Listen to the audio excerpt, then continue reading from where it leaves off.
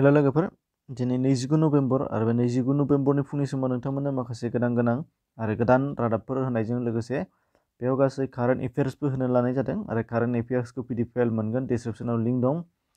गैयाबाबो नोंथांमोननि थाखाय बेखौ 15 आरो 15नि बांसिनबो नोंथांमोनहा बाहाय कारेन्ट एफेयार्स मोननो हानाय जागोन। फैदो फारि फारियै खौरांफोरखौ नायग्रोना लादिनि। दा खौरांखौ नायनायनि उनावहाय नोंथांमोनहा खौरांखौ नायफामनो थाखाय डिसक्रिप्शनाव लिंक मोनगोन, बेयाव चेक खालामनो हागोन जुदि नोंथाङा गोसोब्ला।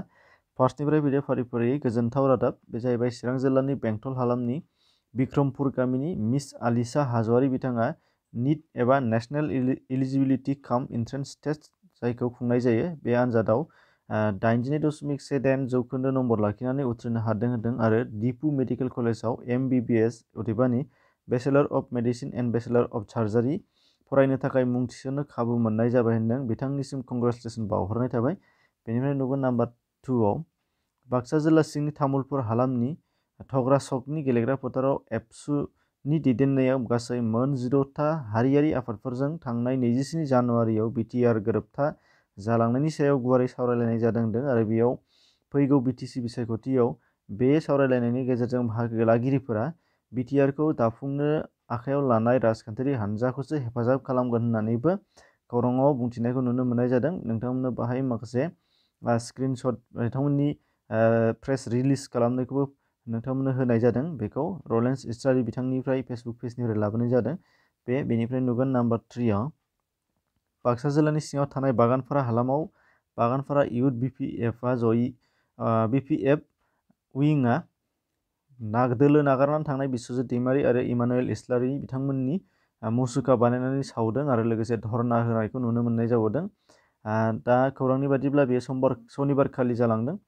बेनिफ्राय नुगोन नाम्बार 4आव BJPनि राजखान्थि दोलोआ गोहोआव फैयोब्ला जाख्लग्रा VCDCखौ बोखारगोन आरो पन्चायत फाथिनानै बिसायख'थि गेलेगोन होनदों आरो रायजोफोरनि हाबा मावगोन।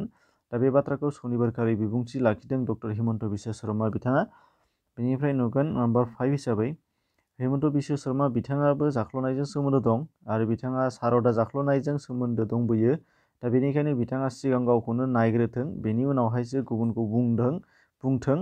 दा बे बाथ्राखौ जुक्ति दैखांनानै बुंदों डक्टर अनजलि दैमारि बिथाङा। दा बेखौबो नोंथांमोना नायनो हागोन। बेनिफ्राय नुगोन नाम्बार 6आव थांनाय 23 नभेम्बर खालि बाक्सा जिल्लानि कख्लाबारि बियाबनि दावधारा दखाननि मोनथाम दखान आरो UPPLनि मददगिरिफोरखौ गाग्लोबदों आरो बे गाग्लोबनायनि दायनिगिरिफोरा BPFनिनो होननानै बुंथिदों फैला बरगयारि बिथाङा खौरांगिरिफोरनि सिगाङाव। बेनिफ्राय नुगोन नाम्बार 7 हिसाबै बाहाय बे बाराव BPFनो BJP बा गुबुन दोलोफोरनि बाहाय एलायन्स गभर्नमेन्ट बा एलायन्स नांलाया होनदों आरो BPFआ हारसिङैनो सरकार दागोन आरो रायजोफोराबो बे खेबावबो फिन खेबसेबाव हाग्रामा महिलारि बिथांनि सरकारखौ लुबैदों होनदों आरो बे बाथ्राखौ जुक्तिजों फोरमायनानै होदों चन्दन ब्रह्म बिथाङा खौरांगिरिफोरनि सिगाङाव।